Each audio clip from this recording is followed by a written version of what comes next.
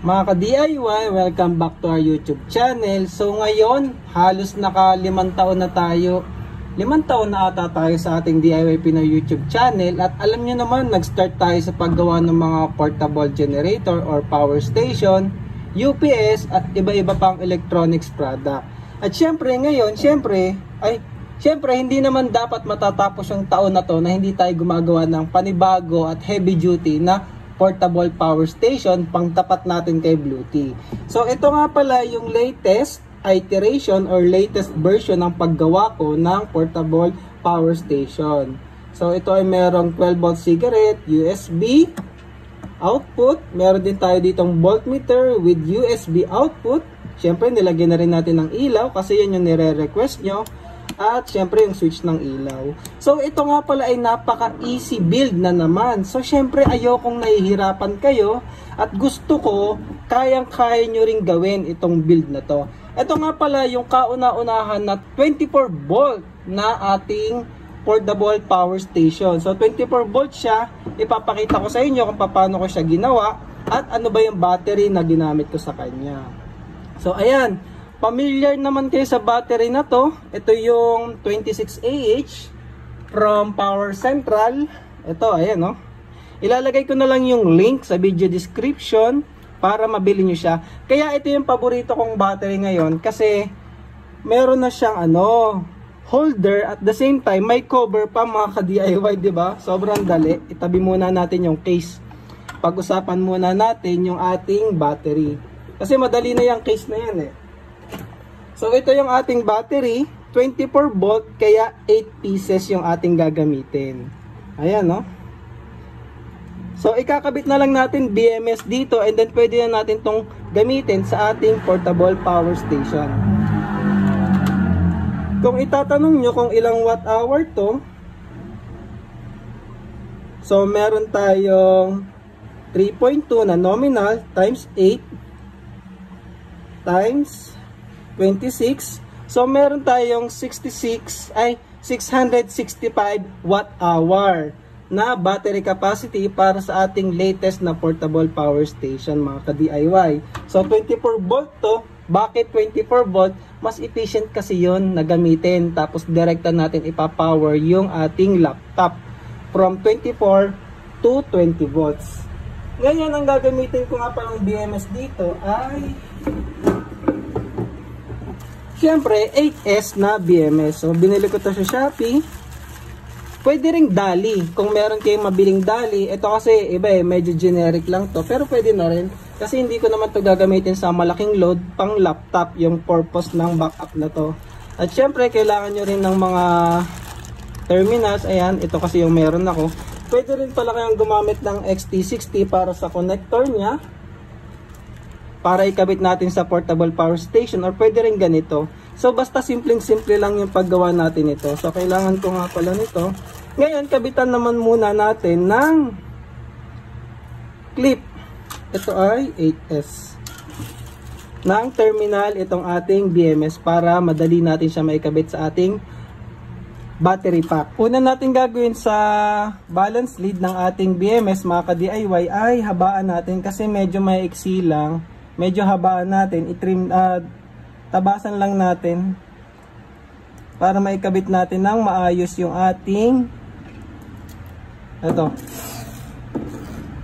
terminal ring, terminal lugs ba? Hindi terminal lugs eh. Ring connector na lang. So, ayan. Madali kasi kapag tapos itupin nyo lang, saka nyo siya ipitin. So wala kasi tayong crimping tool kaya ang gagamitin ko ay pliers na lang.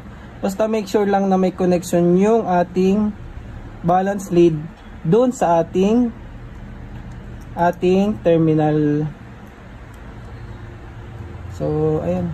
Pero kung may crimping tool kayo, mas madali yun mga ka-DIY. Kung wala naman, ayan, itupin nyo lang ng ganyan para may ipit siya. Meron siyang connection. Kung gusto nyo pa ng sigurado, pwede nyo ring ihinang. Pero ito sure naman na ako kasi lang naman to, minor connection lang naman yung kailangan nito. Hindi naman high current yung dadaan dito eh. So okay na to. diskarte na yan mga ka-DIY. So ayan, sakto nga pala to kasi tag-ulan na naman. Yung mga nangangailangan dyan ng portable power station na budget friendly. So comparable kasi to kay Blue Tea. Alam nyo naman yung presyo nun, diba? Bigatin. So kung may budget ka, bili ka nun. Kung wala, gayahin mo tong project na to mga ka-DIY. Kayang kaya. Ilalagay ko na lang lahat ng link. Lagi po ako naglalagay ng link sa video description. Check nyo po lagi yan. Gamitin nyo po yung link kapag may bibilin po kayo. Kasi sayang din po yung ating referral dyan, commission. So ginagamit natin yung gastos natin sa ating mga project. Ilalagay ko rin yung total na nagastos natin para sa power station na to mga ka-DIY. Yung iba kasi medyo komplikado yung mga power station, masyadong andaming, sa bagay design naman nila yon, respeto ko na yun sa design nyo. Sa atin kasi gusto ko yung medyo minimalist lang mga ka-DIY, yung saktong magagamit. Kaya kung mapapansin nyo yung gawa natin, mga simple lang, tapos madaling gayahin. So yun kasi, yung iba kasi medyo mahirap gayahin. Dati ganun din tayo, makomplikado yung wiring. So syempre habang tumatagal, gusto ko mapadali na siya mga ka-DIY. Dalawa na lang. So pwede nyo na mai-pass forward tong part na to.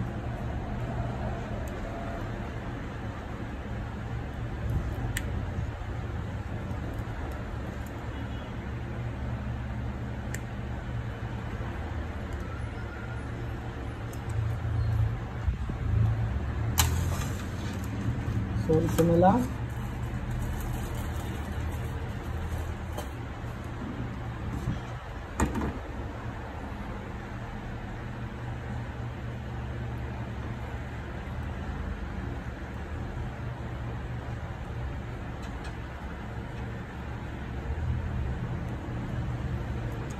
So ayan, kompleto na, nalagyan na natin. Ikabit na natin sa ating battery. So lagi, pag magkakabit nito, hanapin nyo lang tong green kasi ito yung start natin. Ay, green, black. Kakabit natin yan sa ating main negative. So ayan ang ganda kasi nitong battery na to ni Power Central, may cover pa, diba? Safe na safe, kaya ito lagi kong ginagamit mga ka-DIY.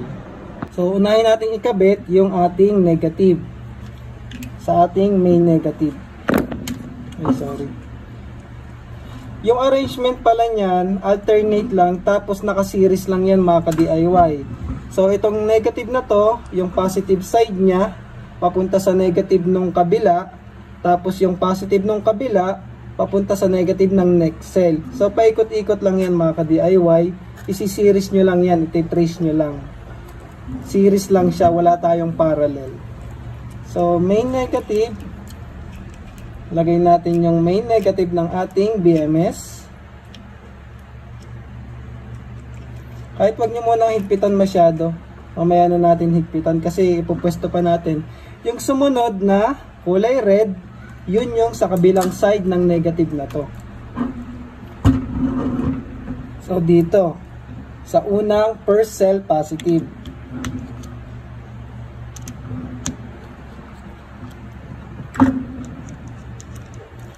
Pag bilhin niyo pala tong battery na to, meron na rin siyang washer at saka nuts. So ayos na ayos.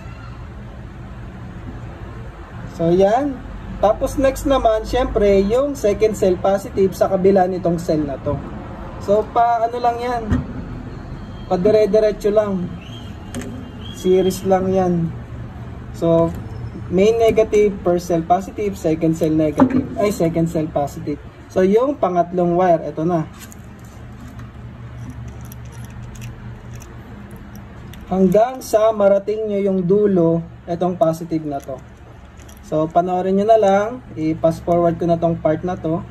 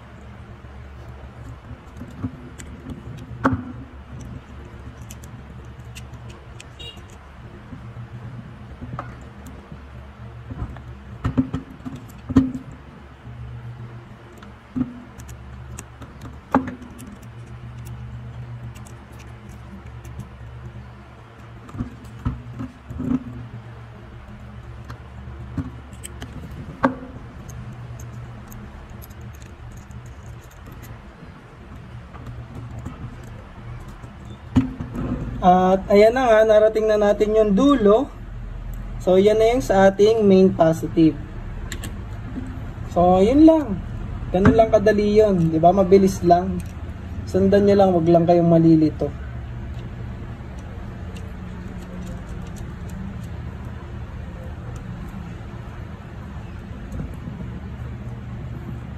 So once nakabit na natin lahat yung ating balance lead, so i-organize nyo lang para medyo maganda naman tingnan at hindi nagkalat yung wire.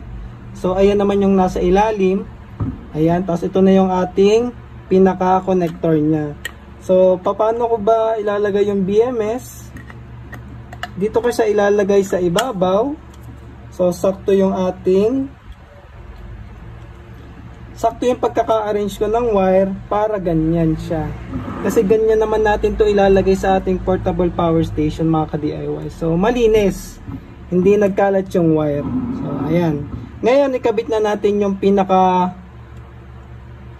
negative B. So dito yung negative B, ayan, nakikita nyo yung pinaka main negative natin, ikakabit natin dyan. At ito naman, ito na yung ating output, yung negative C or negative P.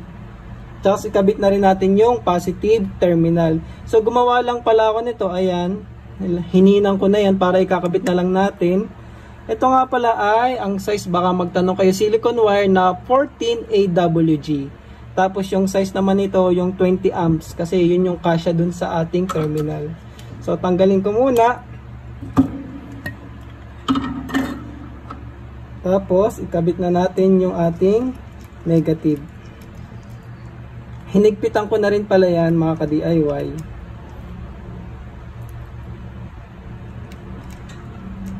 Ito pwede na rin natin tong higpitan kasi wala na tayong ikakabit dito. Ito na yung pinaka last natin na step.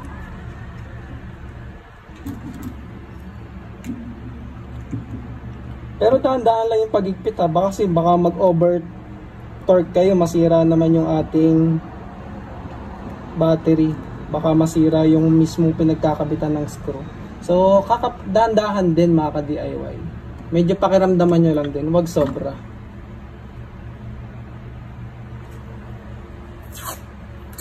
So para secure pala, maglalagay din ako dito ng tape kasi papagapangin ko para just in case lang hindi siya direct. So ganyan yan kasi dito ko papalabasin yan. And then sa ating positive, ikabit na rin natin to, yung ating pinaka positive wire. Yan, dyan nakakabit yung ating portable power station. So hindi naman kasi ito dumadaan sa BMS eh. Yung negative lang usually yung dumadaan sa BMS, mga ka-DIY. So pakaramdaman nyo lang, wag sa sobra, baka masira, sayang. Tapos takpan ko na.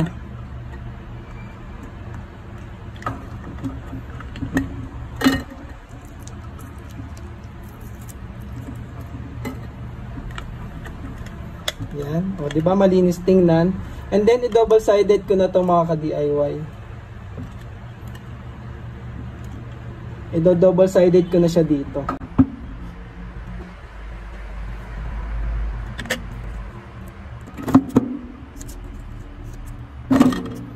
So itong setup na to, saktong-sakto sa mga work from home.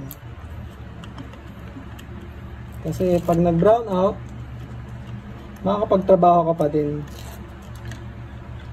So ayan.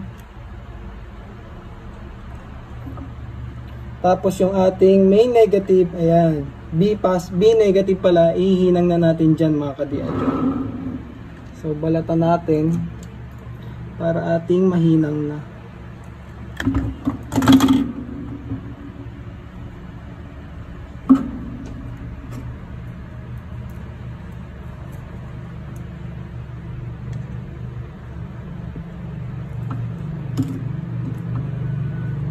So may hinang tong project na to, pero minimal lang naman mga ka-DIY.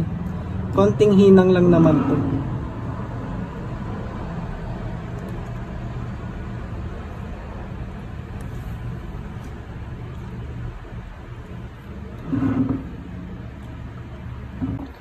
Ayan, tapos ikabit na natin yung C negative or negative C. So ito na yung ating ikakabit sa battery, ay sa ating portable generator. Ito na yung output ng ating BMS. So, lagyan din natin ng wire.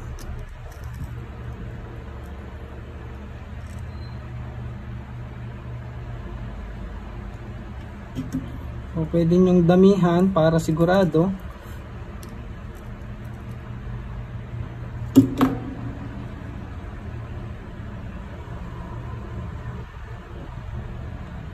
Ayan.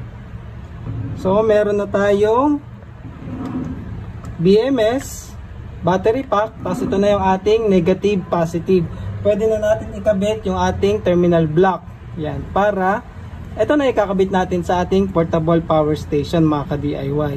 So, abangan nyo yung part 2. Bubuoyin na natin siya at ikakabit na natin sa ating power station mga ka-DIY. So, yun lang, maraming salamat. Thank you for watching. So, buo na yung ating battery pack na merong 8S BMS. So, 24 volt.